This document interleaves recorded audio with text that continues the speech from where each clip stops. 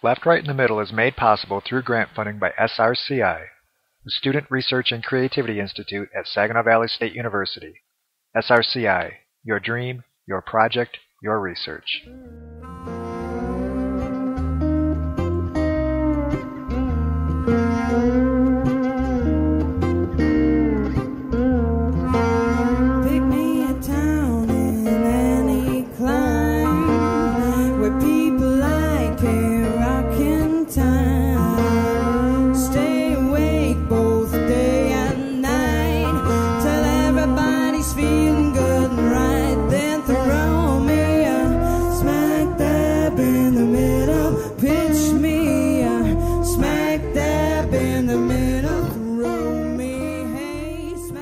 Now, in our country, under our free enterprise system, we have seen medicine reach the greatest heights that it has in any country in the world. Today, the relationship between patient and doctor in this country is something to be envied any place. The privacy, the care that is given to a person, the right to choose a doctor, the right to go from one doctor to the other. But let's also look from the other side at the freedom the doctor loses. A doctor would be reluctant to say this. Well, like you, I'm only a patient, so I can say it in his behalf. The doctor begins to lose freedoms. It's like telling a lie, and one leads to another.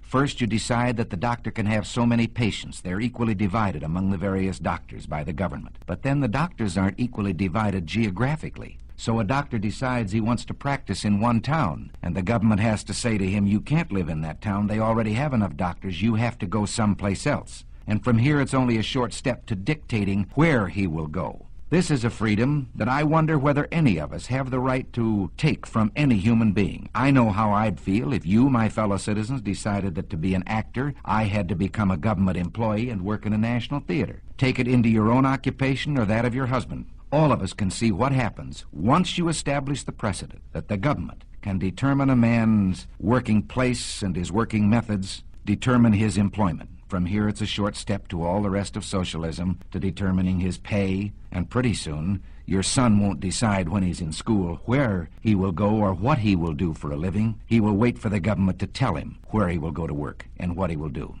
From the settling of the frontier to the landing on the moon, ours has been a continuous story of challenges defined, obstacles overcome, new horizons secured. That is what makes America what it is, and Americans what we are.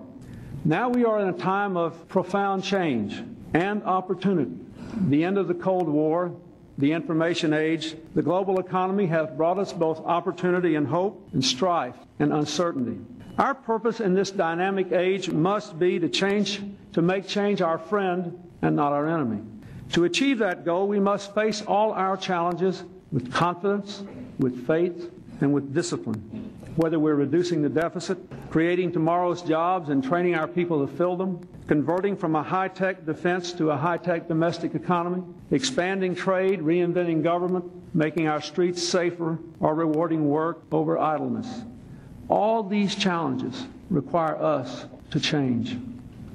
If Americans are to have the courage to change in a difficult time, we must first be secure in our most basic needs. Tonight I want to talk to you about the most critical thing we can do to build that security. This healthcare system of ours is badly broken, and it is time to fix it. Despite the dedication of literally millions of talented healthcare professionals, our healthcare is too uncertain and too expensive, too bureaucratic and too wasteful. It has too much fraud and too much greed. At long last, after decades of false starts, we must make this our most urgent priority, giving every American health security, health care that can never be taken away, health care that is always there.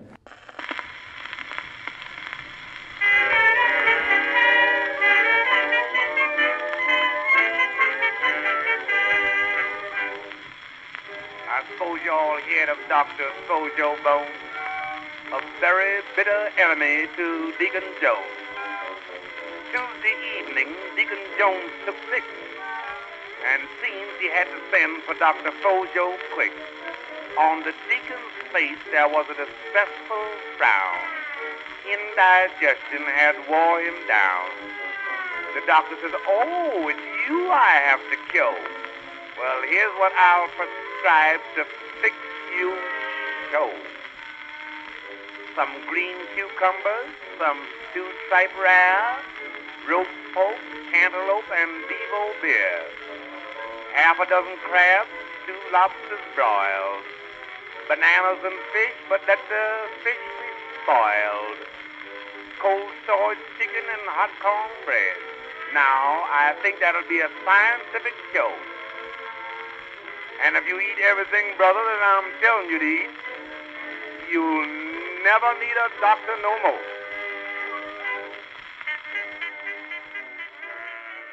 Hello and welcome to Left, Right, in the Middle. I'm your host, Scott. The opening audio clips you heard were Ronald Reagan warning us against the possible perils of socialized medicine in a recording he did for the AMA in 1961, and Bill Clinton speaking to the Congress about America's broken healthcare system on September 22, 1993. In this episode, I'll be examining healthcare in America.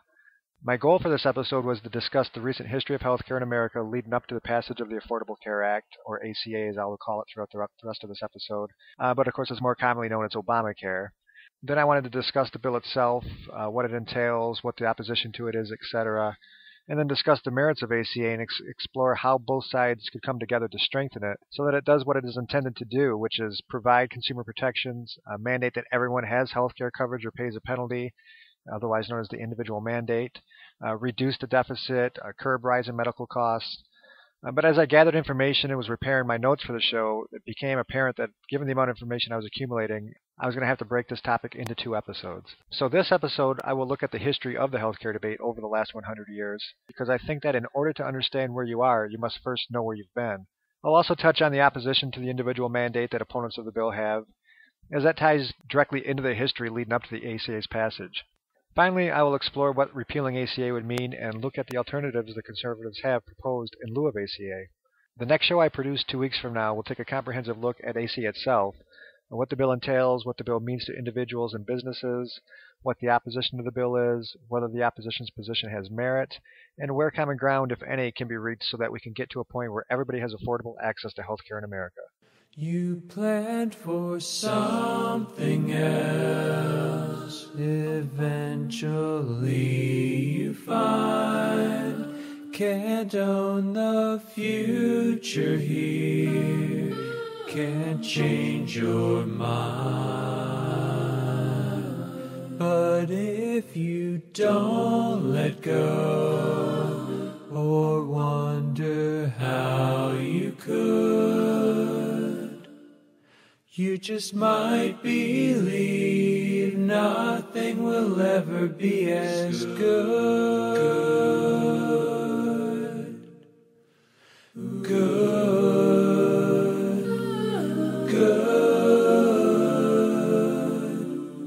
As I stated in the opening, in order to understand where we are in the healthcare debate, I think we need to take a look at where we've been and how we arrived at this point. The modern debate over how involved the government should be in healthcare is a century old and can likely be traced back to Teddy Roosevelt.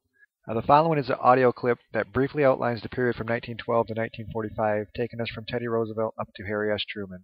Listen. Former President Theodore Roosevelt advocated national health insurance in his campaign for a new term as president. While he didn't win the election, the idea of public health insurance started to be debated in several states until opposition began developing and World War I diverted the nation's attention. It wasn't until 20 years later, when Theodore Roosevelt's younger cousin Franklin ran for president, that the idea of government-sponsored health insurance started to come back to life. FDR liked the idea and considered including a plan in his 1935 Social Security bill, but decided to save health insurance for another time. Then, another world war once again turned the nation's eyes away from domestic concerns. As young men took their physicals to enter military service, a surprising number of them were found to have health problems. This shocking discovery revived interest in public health insurance, and a message to Congress calling for national health insurance was awaiting the president's signature in April 1945. But FDR died before he got to that document. Harry Truman was the first president to propose government health insurance. There was strong opposition, and the Congress rejected Truman's plan. But it began the final march toward Medicare and Medicaid. Well, this audio begins with Teddy Roosevelt in 1912. I think that the true modern debate over health care began with Franklin Roosevelt, Teddy Roosevelt's cousin, in the 1930s. However, in the 30s, FDR chose not to fight for health care because he had so many other political battles to win as he attempted to pull us out of the Great Depression brought on by the 1929 market collapse. And then he had World War II and the threat of global fascism to contend with as the 40s rolled in. But as the audio noted, following World War II, FDR was going to address the issue but died in office before any legislation was attempted. The audio also noted that the shocking lack of physical and mental health in many enlistees suggested the need for addressing the healthcare system in America. In fact, and this number actually astonished me when I saw it, as of April 1st, 1945, nearly 5 million male registrants between the age of 18 and 37 had been examined and classified as unfit for military service. The number of those rejected for the military service was about 30% of all those examined. So that's about equivalent to the population of Colorado, or if you wanted to add all these states together, or Wyoming, Vermont, North Dakota, Alaska, South Dakota, Delaware, and Montana combined. So as a sidebar, I think you could also look at healthcare as a national security concern. And I would argue that if we are willing to give up so much of our individual privacy for security, and I'm referring to the Patriot Act here, why aren't we as concerned with the health of the nation's citizens as a security issue? So following FDR's death, Harry Truman ascended to the presidency and sent a message to Congress only 7 months into his first term proposing a new national healthcare system. The following text concerning Truman's healthcare plan is taken directly from the Harry S. Truman Library and Museum website. So it begins, President Truman's plan was to improve the state of healthcare in the United States by addressing 5 separate issues.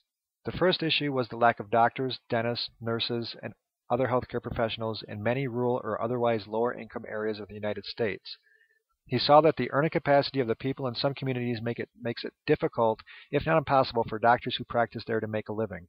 He proposed to attract doctors to those areas that needed them with federal funding. The second problem that Mr. Truman aimed to correct was the lack of quality hospitals in rural and lower-income counties. He proposed to provide government funds for the construction of new hospitals across the country. To ensure only quality hospitals were built, the plan also called for the creation of national standards for hospitals and other health centers. Mr. Truman's third initiative was closely tied to the first two. It called for a board of doctors and public officials to be created. This board would create standards for hospitals and ensure that new hospitals met these standards. The board would also be responsible for directing federal funds into medical research. The most controversial aspect of the plan was the proposed National Health Insurance Plan. In his November 19, 1945 address, President Truman called for the creation of a National Health Insurance Fund to be run by the federal government. This fund would be open to all Americans but would remain optional. Participants would pay monthly fees into the plan, which would cover the cost of any and all medical expenses that arose in a time of need. The government would pay for the cost of services rendered by any doctor who chose to join the program. In addition, the insurance plan would give a cash balance to the policyholder to replace wages lost due to illness or injury. And that's the end of that passage. So Truman's main opposition to the bill came from the AMA. They characterized the bill as being socialized medicine or as towing the communist line. And they did this at a time when the fear of communism was reaching its peak in America. So, not surprisingly, Truman was not successful in his efforts to address healthcare. So Dwight D. Eisenhower succeeded Truman in 1953, and many of you might be shocked to find that Eisenhower, who was a Republican, also pushed for Medicare. Although I think he strategically did it in his final days in office so that he wouldn't take flack from his party's base, or if he did, that it wouldn't really matter. The following audio attests to Ike's efforts to gain better health care coverage for the elderly. In 1960, the nation's governors approved a resolution urging the Congress to pass health insurance legislation. And in 1961, the first White House Conference on Aging, appointed by President Eisenhower, recommended health insurance for the elderly. But despite all the support, the Medicare bill was defeated by a close vote in the Senate in 1962. John F. Kennedy followed Ike, taking office in 1961, and also pushed for health care reform, with his main objective being including elderly care in Social Security. The following audio is from a speech that JFK gave in 1962 at Madison Square Garden. Beyond his thoughts on health care, I want you to pay attention to what he has to say about the hospitals in New Jersey. I think that this is a great example of how people often ignore what it is that the government has done to help them gain prosperity. Going back to the first show on ideologies, this is an example of the man on an island refusing to recognize that there is actually an island of men. The fact of the matter is that what we are now talking about doing, most of the countries of Europe did years ago. The British did it 30 years ago. We are behind every country pretty nearly in Europe in this matter of medical care for our citizens. And then those who say that this should be left to private effort. In those hospitals in New Jersey where the doctors said they wouldn't treat anyone, who paid their hospital bills through Social Security, those hospitals and every other new hospital, the American people, all of us, contribute 1/2 or 2/3 for every new hospital, the national government. We pay 55% of all the research done. We help young men become doctors. We are concerned with the progress of this country. And those who say that what we are now talking about spoils our great pioneer heritage should remember that the West was settled with 2 great actions by the national government. One, in President Lincoln's administration, when he gave a homestead to everyone who went west. And in 1862, he set aside government property to build our land-grant colleges. This cooperation between an alert and progressive citizen and a progressive government is what has made this country great. JFK's presidency and life were cut short, as we all know, but Lyndon Johnson took over as president following JFK, and to use a football term, he picked up the ball and carried it across the goal. The following audio is from a CBS News report talking about LBJ's efforts. I will faithfully execute. It was 1965. President Johnson had been elected in a landslide. He made Medicare, hospital coverage for the elderly, a top priority. I'll spend the goddamn money. I may cut back some tanks, but not on health. Johnson pushed Medicare and Medicaid like his life depended on it. He said that when John Kennedy died, it was up to him to make Kennedy a martyr. And the causes he picked for the martyred president are civil rights, Medicare, and Medicaid. One of Medicare's toughest opponents was conservative Southern Democrat Wilbur Mills, who fretted about the cost and idea of socializing medicine. It was Mills who led the powerful committee that controlled the fate of any Medicare bill, and Mills who'd blocked Kennedy's Medicare efforts. He didn't hesitate to raise the issue of cost with President Johnson. The only thing I'm concerned about, and I'm very frank about it, is that there's about $450 million in this bill out of the general funds of the Treasury for which you haven't budgeted your situation. Yeah, but I'll take care of that. I'll do that. Johnson prodded Mills relentlessly and finally won his support, offering, then giving him full credit. I want to ask Chairman Mills now to make a brief statement concerning this program that his committee's worked out. So in 1965, the Medicare and Medicaid systems were created, and they still exist today with some tweaks to the programs along the way. The creation of Medicare meant that private insurance companies basically lost the 65 and older market. And here's a negative consequence to that. And not that they would lose that market, I think that was pretty self-evident, but that they would look to maximize profits for the remaining markets. They would need to fill the void left by losing that market. I think this is when insurance companies began to be more concerned with the wealth that they could create rather than the health that they could provide. Medicare and Medicaid came into existence right around the same time that there began to be more innovation and technology in the healthcare system. And unlike other industries where innovation and technology tend to drive down prices, it tends to increase costs in the healthcare field. In order to manage those costs, and by that I mean provide the least amount of coverage for care possible, the HMO was born. Richard Nixon succeeded LBJ in 1969, and in 1963 he signed the Health Maintenance Organization Act. And what is interesting is that there was a conversation that led to this between Nixon and the White House General Counsel, John Ehrlichman. A taped conversation between them reveals that HMOs were not created to create better managed healthcare systems, rather they were created to maximize profits for insurance companies. The following is the transcript from a conversation that the two had on February 17, 1971. And it reads, Ehrlichman: Edgar Kaiser is running his Permanente deal for profit, and the reason he can do it, I had Edgar Kaiser come in, talk to me about this, and I went into some depth. All the incentives are toward less medical care because, and then Nixon mumbles something unclear. Ehrlichman retorts, the less care that they give, the more money they make. President Nixon says fine, and then mumbles something unclear. Ehrlichman mumbles something unclear and says, and the incentives run the right way. President Nixon's response was, not bad. So the next day, February 18, 1971, Nixon had this to say in a public address. I am proposing today a new national health strategy. The purpose of this program is simply this. I want America to have the finest health care in the world, and I want every American to be able to have that care when he needs it. Because this is only audio, what you don't see is Nixon repeatedly blinking his eyes while he was saying this, which is generally a tell that someone is lying their ass off. But I have included a link on the website to a scene from Michael Moore's Sicko that I suggest you watch if you want to see what I'm talking about. The audio that I used for this clip was actually taken from that YouTube clip. Now, I know that if you're a conservative listener to this, you're thinking that you would rather gouge your eyes out with a hot spoon than watch anything produced by Michael Moore, but just know that even Fox News gave rave reviews to Sicko. So I think that Nixon knew that what he was proposing wouldn't necessarily lead to better health care for Americans, but it would definitely lead to better profits for insurance companies and their investors, and I think the audio attests to that. So health care as wealth care for the investment class was born. To be sure, I'm not pointing fingers here. The Democrats were complicit in drafting this bill and putting it on Nixon's desk. The principal sponsor of the bill was Teddy Kennedy. But I think that you could say that 40 years ago, Nixon Care was created. And how has that worked for us? I'm not going to go into details on it, but I've included several links on the show's website, lrtmpodcast.com, that provides statistics as to how the U.S. ranks in the world in healthcare and health system performance.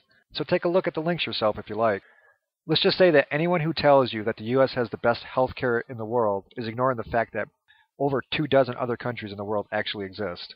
According to a 2007 report issued by the Institute for Health and Socioeconomic Policy titled Market-Based Healthcare, and this report can be linked to at the website lrtmpodcast.com, the U.S. spends more on healthcare than any other industrialized nation, roughly $2 trillion annually. Yet, outcomes tend to be below many other nations, with the U.S. ranking around 27th worldwide in most metrics. So what does this mean? Well, there's a lot of money going into the healthcare system, but that money isn't necessarily going toward making people healthy. Rather, it's going towards making people wealthy. And here are some stats that I pulled from that report. Lobbying expenditures from 1996 to 2006 accounted for about 15% of healthcare company expenditures. Hospitals amassed $310 billion in profits from 1986 to 2005, the last 4 years setting records for profits. In 2006 alone, profits for publicly traded pharmas, insurance, medical device manufacturers, HMOs, biotech manufacturers, and hospitals totaled more than $193 billion. The top 25 publicly traded healthcare corporations have a market capitalization of about $1.7 trillion. And the stock holdings only, and this is exclusive of stock options, salaries, bonuses, and or long-term payouts, this is only the stock holdings, of just 80 healthcare executives totaled roughly $9.6 billion.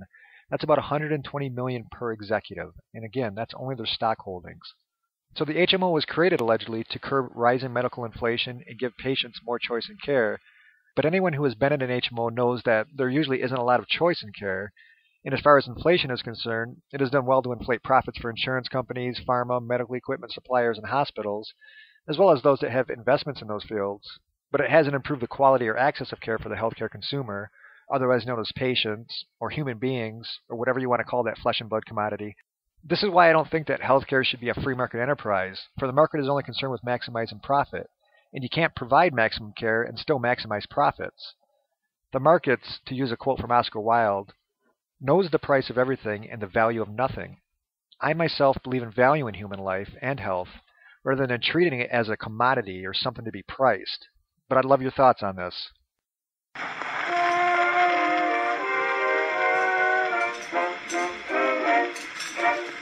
Some call this the best old world that nature could contrive. One thing sure, that none of us get out of it alive. Things go on year after year in much the same old style. Makes you sometimes wonder whether anything's worthwhile. No one knows just where the world is going to so fast. Life's one great conundrum which we all give up at last. All the dreaming, all the scheming since the days of yore seem to land us just precisely where we were before. So what's the use of all these cunning little babies growing up to holy men? For what's the use of people growing old and dying if we must be born again? For what's the use of lending anyone a $5 if next time he borrows 10? For single folks, he said, we'll always wish that they were wed, and those who are, wish they were dead, so what's the use? Now, I don't want to present Nixon as the devil or the scourge of healthcare, because I think that he was doing what most conservatives do, and that is consider how policy affects private profit, which I say again, healthcare shouldn't be concerned with, at least not as a first priority. The first priority should be access to healthcare without restrictions and concern for costs, and I think this is where we should have the debate. So how can we ensure that every citizen has access to quality, affordable healthcare, while still ensuring that private industries, such as medical professionals, pharma, medical suppliers, and the like, can still remain profitable? However, if you look at some of the numbers I threw out previously concerning profits in the industry, I think that there's some wiggle room here as far as profit is concerned. I mean, Nixon did do some good things in healthcare reform, some of which is echoed in the Affordable Health Care Act. He created programs to ensure that no family will be prevented from obtaining basic medical care due to their inability to pay. He created incentives to deliver health systems to low-income areas. He made a major increase in aid to medical schools, and he also budgeted an extra $100 million for cancer research. In a presidential address, Nixon declared that America has long been the wealthiest nation in the world. Now it's time we became the healthiest nation in the world. I just think that Nixon was naive in believing that putting wealth first, that is profitability within the industry, would lead to the nation becoming the healthiest, because that has not happened. So briefly, I'd like to cover ways in which each president following Nixon on up to Barack Obama addressed the healthcare issue during their administration. Following Nixon's resignation in 1974, Gerald Ford ascended to the presidency. And Ford recognized that healthcare costs were growing disproportionately to incomes and that catastrophic health events could cripple individuals financially. So Ford proposed creating catastrophic health coverage for all those already under Medicare.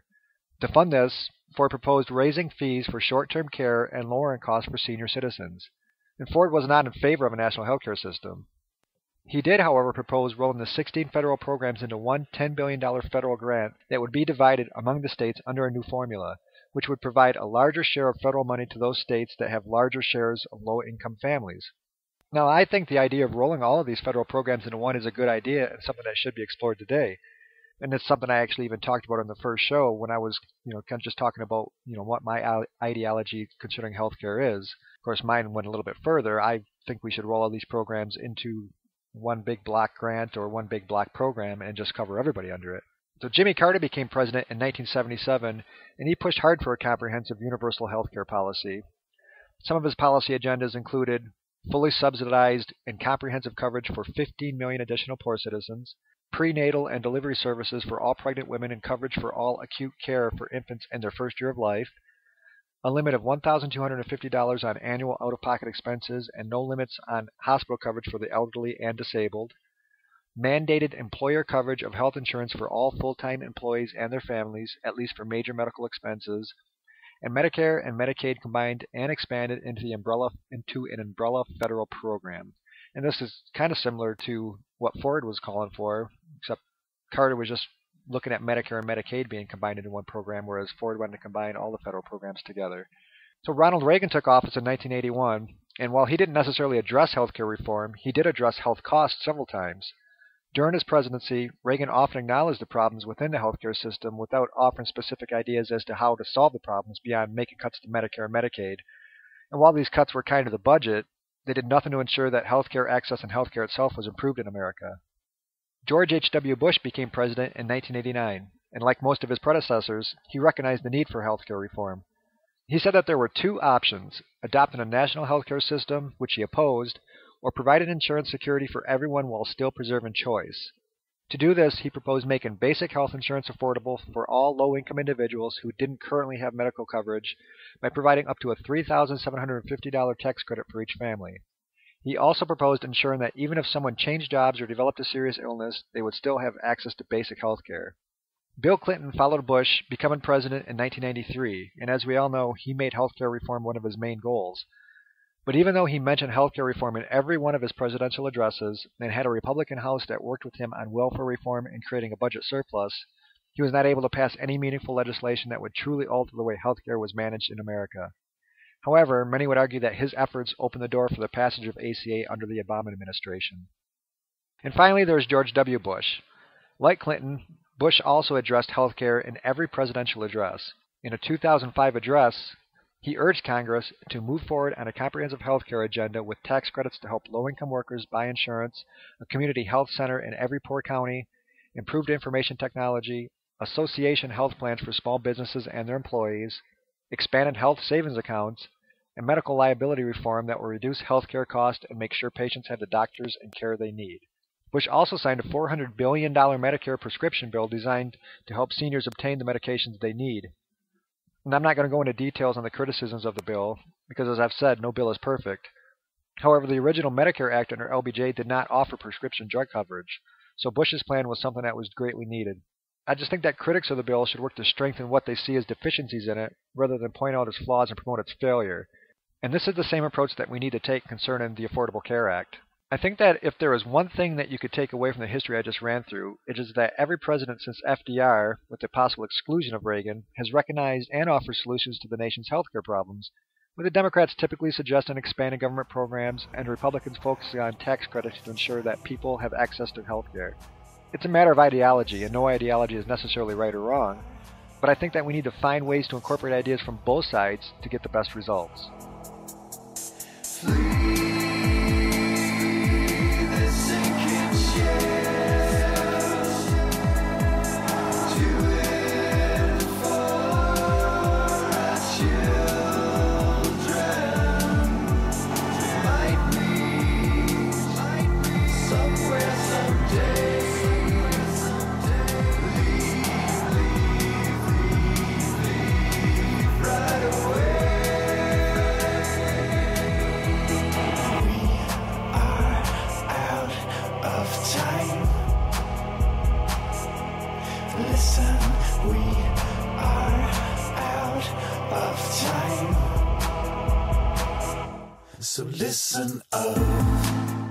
So let's jump forward to the modern debate and the passage of ACA. It seems that the main argument that opponents of the bill have against it is that the individual mandate is unconstitutional. And let's be frank, the opponents of the bill are mostly conservatives. The irony here is that it's conservatives that first proposed an individual mandate. In 1989, the Conservative Heritage Foundation issued a report titled Assuring Affordable Health Care for All Americans, and a link to this report is available on the show's website, lrtmpodcast.com. This report called for mandating that each household acquire health insurance and that the government provide assistance to those who cannot afford it. Sound familiar? Just 2 years later, a proposal was developed for the George H.W. Bush administration titled A Plan for Responsible National Health Insurance. Again, a link to this report is available on the show's website. This report basically called for the same measures that the Heritage Foundation report called for, with the individual mandate being the main part of the proposal. So why mandate insurance for everyone? Well, because the thinking here is that if you forced everyone into the market would stabilize and prices would be easier to control. And I think that this is part of the same reason that the individual mandate was placed into the current bill. So during the Clinton administration, when the Clintons were looking to overhaul the healthcare system, what idea did the Republicans have to counter what the Clintons were proposing? You guessed it, implementing an individual mandate. So listen to this audio of Newt Gingrich from 1993.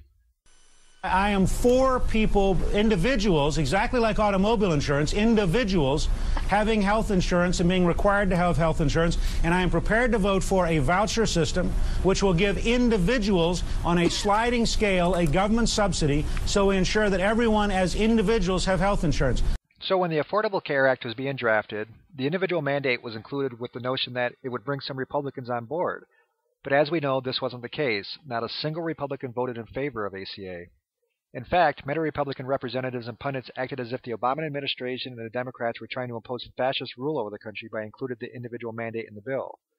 Now, to be fair, I'm quite sure that many Democrats ridiculed the individual mandate when it was first proposed by the Republicans, even if they thought it was a good idea. In fact, Obama himself ridiculed the individual mandate when campaigning against Hillary Clinton for the Democratic nomination in 2008. But for the Republicans to decry it in the way that they have after championing it for over 2 decades, to label something as unconstitutional when it was their party that first proposed it, it's just a bit ridiculous to me. And this goes back to something I talked about in the first show on ideologies, the zero-sum game. That being for every point your opponent gets, you lose a point, or vice versa. And I think this is why the Republicans are so opposed to the individual mandate now, even though it's something that they previously put forward, because this could be a win for the Democrats. And if the Democrats win, they lose. And you just can't look at it that way. They need to find ways to work to say, they should just own it. They should say, we it was our idea. The Democrats stole it, but now we're going to work with them to show how good this is and that they should have listened to us 20 years ago. But, too often our politicians will just not vote for something simply because their opponents proposed it. They fear that they will lose if the other side gets a win. There's no regard for what is best for the country, simply only regard for what is best for their image or party. And, of course, the Democrats have done it in the past when the Republicans have proposed something. That they're not going to go for it if it's not their idea. And, I think that's what the Republicans are doing right now, which is ironic because it was their idea. But, this is what we need to get away from. This is what we need to, as constituents, really just hammer our representatives on. Go to the website, go to the links that you can contact your representatives and tell them to stop being so petty, stop acting like they're not for something that they were originally for just because now it's not their party proposing it. Or we're never going to move forward. We're never going to move forward with any kind of policy in this country. And our reality now is that the ACA is passed through the House, the president signed it into law, the Supreme Court upheld the individual mandate. So what does that mean? Well, it means that we go forward with it and we can work together to make it work, or, as the Republicans have proposed, we repeal it and we replace it. And what would that mean? Well, between January 19, 2011 and mid-July of 2012, there have been 33 attempts to repeal ACA by the Republican-controlled House, all of them unsuccessful. And what that did was cost nearly $50 million in taxpayer money, according to a CBS News report. And according to a report issued by the CBO, that's the Congressional Budget Office, and this report was issued on July 24, 2012, at the request of the Speaker of the House, John Boehner, repealing ACA would, among the various consumer protections and cost controls measures it would eliminate, cause a net increase in federal budget deficits of $109 billion over the 2013 to 2022 period. Now, why would it do this? Because repealing would increase other direct spending in the next decade by an estimated $711 billion and reduce revenues by an estimated $569 billion over that same period, thus the $109 billion deficit over that period. So why do the Republicans want to repeal ACA? They were for the individual mandate before they were against it, and they have been screaming for deficit reduction over the last 4 years. The only thing I can think of is that they want a political win. Go back to the zero-sum game, or a political loss for the Democrats. So even if it costs the taxpayers money and takes away much-needed consumer protections in the healthcare system, they're still going to go forward with it. And if they should repeal ACA, what is the Republican alternative?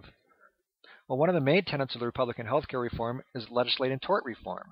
Now, this is something George W. Bush often mentioned during his presidency, and even in that quote that I mentioned earlier from George W. Bush, that was really one of the last things he stated. And John McCain also mentioned this on the campaign trail in 2008. But what would tort reform do? Well, it would basically make it harder for individuals to sue for malpractice and cap the award they can receive should they sue, with the thinking that this will bring down costs and encourage more healthcare providers to practice where reform is enacted. Now, I don't like the idea of cap and reward. We have judges for a reason. It should be up to a judge to look at each case and decide what the mitigating circumstances are and what the award should be. For the same reason, I don't like mandatory sentences for crimes, but that could be a subject for another show. But let's look at tort reform. $250,000 has been a number often thrown out as a cap, and that might seem like a lot of money, but not if you are damaged for life. Now, if they want a cap, it should be based on expected years of life a person has left. Now, say I'm 40 years old and a doctor makes a mistake that takes away my ability to work. Will $250,000 last me till I'm, say, 80 years old? What if you're 30? What if you're 20? If a formula was created that paid out a maximum of dollars per year for the person's expected remaining years, I might be on board with something like that. And this should be above the median average income and grow with inflation. But with that aside, research has shown that malpractice insurance contributes to only about 1% of healthcare cost. Now remember that the IHSP report I referred to earlier stated that 15% of healthcare companies' expenditures can be attributed to lobbying. So shouldn't we be focusing on limiting lobbying expenses too? And now, the 1% healthcare cost is a little bit different than the 15% healthcare company expenditures. We're talking expenditures, what the healthcare companies have to pay out for their working cost. But 1% of healthcare cost is something that the Republicans seem to really be focusing on. And so, say they do limit tort, or they get tort reform, and they limit the amount that's going into it. Will they reduce it to 0.05%? It's very minimal what they're really focusing on. Now, if they could limit the 15% that the healthcare companies pay out in lobbying, well, that money would definitely go towards reducing premium cost. So even after Texas enacted tort reform in 2003, both Medicare spending and private insurance premiums have risen faster than the national average. Now remember, tort reform is supposed to lower this. Moreover, the per capita increase of doctors practicing in Texas has been far slower than in the preceding years, and this is according to a report by Public and Citizen titled A Failed Experiment. Beyond tort reform, what else have the Republicans proposed recently? In 2008, John McCain proposed replacing all government tax and spending subsidies for the purchase of private health insurance with a fixed sum tax credit, essentially giving every American the same number of dollars to apply to their health insurance regardless of where they obtain it. Now, I think that this was a decent idea and something that could be discussed, but there is a downside to it, because according to the Lewin Group, families earning $100,000 a year would get nearly 6 times as much tax relief as families earning $25,000, giving the most encouragement to buy health insurance to those people who least need encouragement and who probably would have purchased it already. But at least it was an idea that could have been debated. However, I don't see where this plan addresses rise in healthcare costs, and there were no consumer protections at all mentioned in it. Most recently, the GOP, as part of their repeal and replace the job-destroying healthcare law, proposed repealing ACA and replacing it with the following, and this is directly from the site gop.gov, the link's available on the show's website. At the top of their list was enact medical liability reform. That's the tort reform I was speaking of. And this is what it had to say. Skyrocketing medical liability insurance rates have distorted the practice of medicine, routinely forcing doctors to order costly and often unnecessary tests to protect themselves from lawsuits, often referred to as defensive medicine. We will enact common sense medical liability reforms to lower cost, rein in junk lawsuits, and curb defensive medicine. And so again, 1% is what the report shows that this actually cost, and part of the thinking is that if there's tort reform, if they have this liability reform in certain areas, it's going to increase the amount of doctors in that area. But once again, the report showed that the growth in Texas has actually slowed. And I think Texas as kind of a test subject, really being such a large state, I think that's a good sample of what this would do. Second on their list, and I just think it's interesting that at the top of the list of what they would do is tort reform in the Republican policy. 1% of the problem is what they put at the top. The second on the list is purchase health insurance across state lines. This is a good idea, and this is kind of part of what's in ACA. And this is what I had to say about it. Americans residing in a state with expensive health insurance plans are locked into those plans and do not currently have an opportunity to choose a lower cost option that best meets their needs. We will allow individuals to buy health care coverage outside of the state in which they live. But kind of as an interesting side note here, conservatives or Republicans are generally more for state rights. They really decry anything that kind of becomes this overreaching federal arm over everything, and that's actually kind of what they're calling for here, is for the Fed to kind of override the state. So I just thought that was a little bit of irony. The third option, or the third part of their program here, and once again I think this is another good idea, and this is something that actually isn't in ACA, is expanding health savings accounts. And this is what I had to say. Health saving accounts are popular savings accounts that provide cost-effective health insurance to those who might otherwise go uninsured. We will improve HSAs by making it easier for patients with high deductible health plans to use them to obtain access to quality health care. We will repeal the new health care law, which prevents the use of these savings accounts to purchase over-the-counter medicine.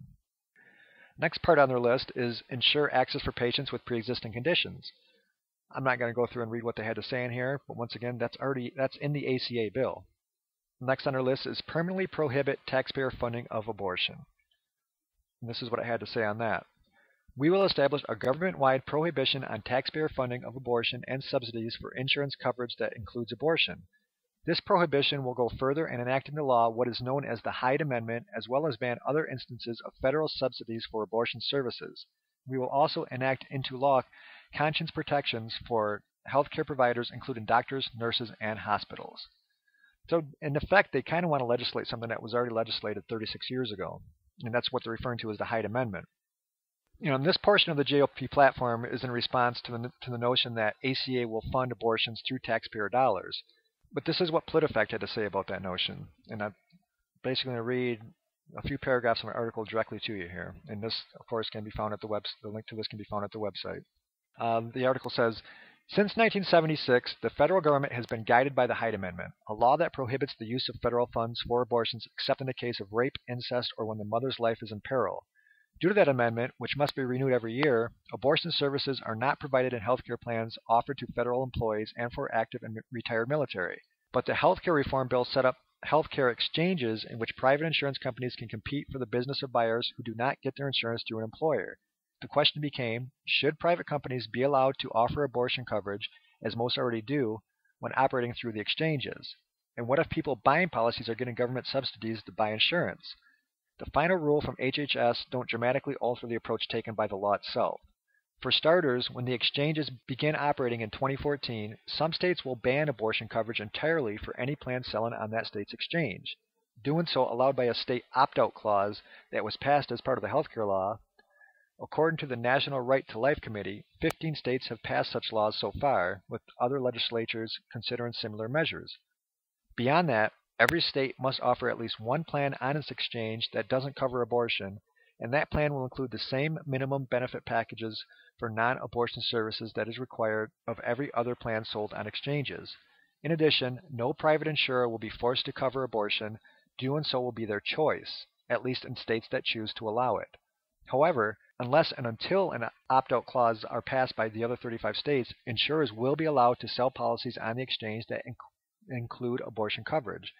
To allow this, yet still abide by the Hyde Amendment, sponsors of the bill drafted a special procedure to differentiate between dollars spent on abortion coverage and dollars spent for everything else. Now, I know there's a lot there, but basically it's saying there's a lot of protections put into place to ensure that we're not forcing insurance companies to do something they don't want. We're not forcing people to be part of a program that they don't want to be part of. It's not really setting aside money so that people could use this to get abortions, and there's a lot of measure there for the states to actually have rights over what they choose to do. So again here, I think that it's ironic that the Democratic plan seems to honor states' rights more than the GOP plan does. The Democrats are recognizing the state's decision to decide, whereas the Republicans would like to federally mandate that this just cannot be done.